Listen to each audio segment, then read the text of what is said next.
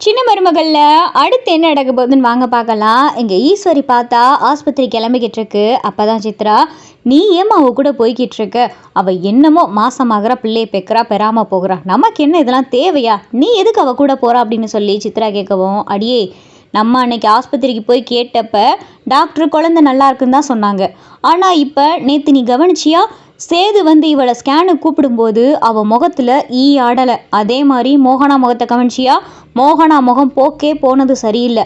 அப்போ இதிலிருந்து என்ன தெரியுது? ஏதோ ஒரு பெரிய உண்மை இருக்குது. ஒன்று குழந்தையோடைய வளர்ச்சி இல்லாமல் இருக்கணும், இல்லை அவள் கர்ப்பமாகவே இல்லாமல் இருக்கணும். நீ அந்த தமிழை என்னைக்காவது கவனித்து பார்த்துருக்கியாடி? ஒரு வாந்தி மயக்கம் அப்படின்னு சொல்லி அசந்தவ உட்காந்து நம்ம பார்த்ததே கிடையாது.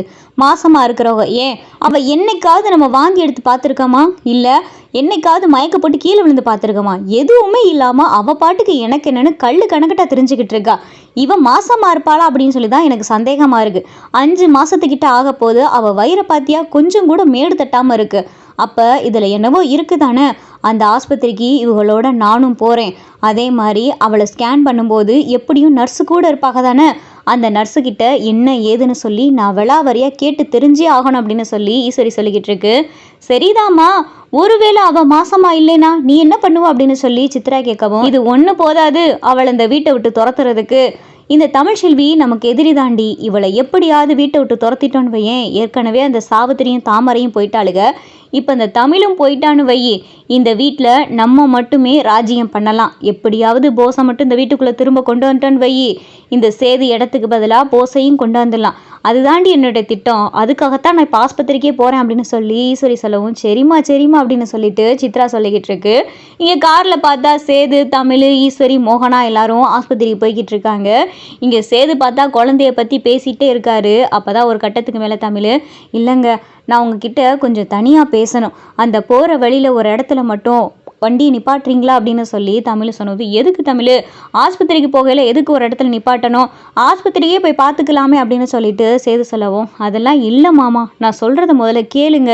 முதல்ல ஒரு இடத்துல வண்டியை நிப்பாட்டுங்க அப்படின்னு சொல்லிட்டு இங்கே பார்த்தா தமிழ் சொல்லவும், இல்லை தமிழ் அப்படின்னு சொல்லிட்டு சேதுவும் பார்த்தா தமிழை பார்த்து பேசிக்கிட்டு இருக்கையில் எகுத்தாப்பில் பார்த்தா ஒரு பெரிய லாரி வருது. ஐயோ லாரி அப்படின்னு சொல்லிட்டு இங்கே தமிழ் கத்தவும், இங்கே சேது பார்த்தா வேகமாக வண்டியை திருப்பிடுறாரு. இந்த அதிர்ச்சியில் பார்த்தா தமிழ் அப்படியே மயங்கி விழுகவும், ஐயோ தமிழ் தமிழ் அப்படின்னு சொல்லிட்டு இங்கே சேது பார்த்தா பதட்டப்படுறாரு. வேகமாக பார்த்தா வண்டியை நிப்பாட்டவும் இங்கே சேது பார்த்தா அந்த லாரிக்காரனை பிடிச்சி திட்டிக்கிட்டு இருக்காரு. வண்டி எப்படி ஓட்டுறான் பாரு அப்படின்னு சொல்லிட்டு இங்கே சேது திட்டிட்டு வேகமாக தமிழை பார்க்குறாரு. சினிமா என்னாச்சுன்னு பாருங்க, தமிழ் மயங்கிட்டா அப்படின்னு சொல்லிட்டு இங்கே சேது சொல்லிக்கிட்டு இருக்கையில முகத்தில் தண்ணியெல்லாம் தெளிச்சு பார்க்குறாங்க. இங்கே பார்த்தா தமிழ் மயங்கினது எந்திரிக்கவே இல்லை. மோகனா பார்த்தா பதட்டப்படுறாங்க. சேதுவும் பார்த்தா பதட்டப்படுறாரு. ஐயோ தமிழ் என்னாச்சு தமிழ் என்னாச்சு தமிழ் அப்படின்னு சொல்லிட்டு இங்கே சேதுவும் பார்த்தா பதட்டப்பட்டுக்கிட்டு இருக்காரு. இங்கே ஈஸ்வரி பார்த்தா இவளுக்கு என்ன ஆயிருக்கும், ஒரு லாரி வந்ததுக்கு அதிர்ச்சியாகி மயங்குறா அப்படின்னு சொல்லிட்டு இங்கே ஈஸ்வரி பார்த்தா திருன்னு முழிச்சுக்கிட்டு இருக்கு. சேது அதான் ஆஸ்பத்திரிக்கு தானே போகிறோம், வேகமாக வண்டி எடுப்பா அப்படின்னு சொல்லிட்டு மோகனா சொல்லவும், சரி சினிமா அப்படின்னு சொல்லிட்டு இங்கே பார்த்தா சேது வேகமாக வண்டி எடுத்துட்டு ஆஸ்பத்திரிக்கு வந்துடுறாரு. சேது பார்த்தா தமிழை தூக்கிக்கிட்டு ஆஸ்பத்திரிக்குள்ளே போகிறாரு. என்னங்க என்னாச்சு அப்படின்னு சொல்லிட்டு இங்கே டாக்டர் கேட்கவும், இல்லை வந்துக்கிட்டு இருந்த டாக்டர் திடீர்னு மயங்கிட்டாங்க, இவங்க பொண்டாட்டி தான் அப்படின்னு சொல்லிட்டு இங்கே சேது சொல்லிக்கிட்டு இருக்கல. சரி உள்ளே கொண்டு வாங்க அப்படின்னு சொல்லிட்டு இங்கே பார்த்தா தமிழை டாக்டர் செக் பண்ணுறாங்க. செக் பண்ணி பார்க்கல தான் தெரியுது தமிழ் மாசமாக இருக்காங்க. ஓ பிரெக்னெண்டா இருக்கிறனால வந்த மயக்கம் அப்படின்னு சொல்லிட்டு டாக்டர் வந்து சேதுகிட்ட சொல்றாங்க. ஒன்றும் இல்லை, நல்ல விஷயம்தான், அவங்க பிரெக்னெண்டா இருக்காங்க அப்படின்னு சொல்லிட்டு இங்கே பார்த்தா டாக்டர் சொல்லவும், அது எனக்கு தெரியும் டாக்டர் அப்படின்னு சொல்லிட்டு சேது சொல்றாரு.